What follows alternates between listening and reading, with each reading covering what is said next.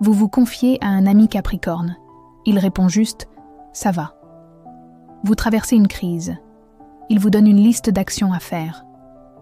Tout le monde dit que les Capricornes sont froids. Mais, et si c'était en fait une stratégie ? Ce n'est pas de la froideur. C'est du détachement stratégique. Et c'est ce qui fait que les Capricornes maîtrisent l'émotion mieux que personne. Commençons par clarifier quelque chose. Les Capricornes ont cette réputation d'être froids, calculateurs, distants. Mais ce que beaucoup ignorent, c'est qu'ils ne manquent pas de sentiments. Ils les gèrent. Imaginez que les émotions sont des passagers dans une voiture. La plupart des gens les laissent conduire. Les Capricornes, leurs émotions sont dans le coffre. Elles sont bien là, présentes, mais silencieuses et sans prendre le volant. Quand une situation critique arrive, ce calme peut paraître glacé. Mais en réalité, c'est de la précision. Alors, froid ou hyper focalisé. Mais d'où ça vient ? Le Capricorne est gouverné par Saturne, la planète de la discipline, du temps et de la responsabilité. Ça veut dire que beaucoup de Capricornes ont grandi vite.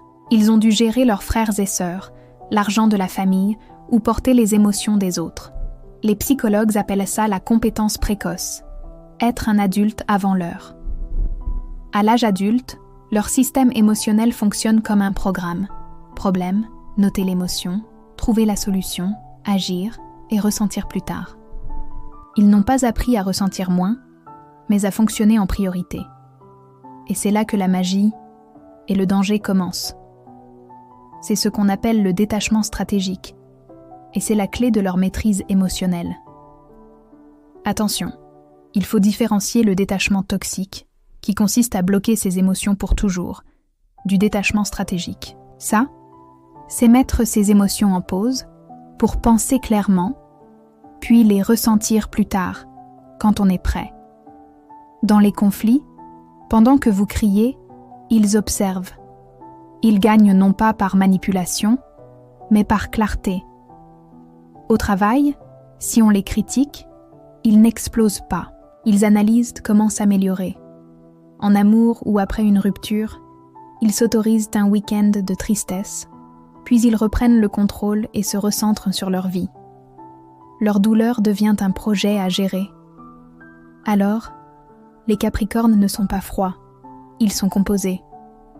Pendant que les autres réagissent, ils répondent. Pendant que les autres s'épuisent, ils perdurent. Si vous êtes Capricorne, prenez 1 heure cette semaine pour vraiment ressentir quelque chose que vous avez repoussé.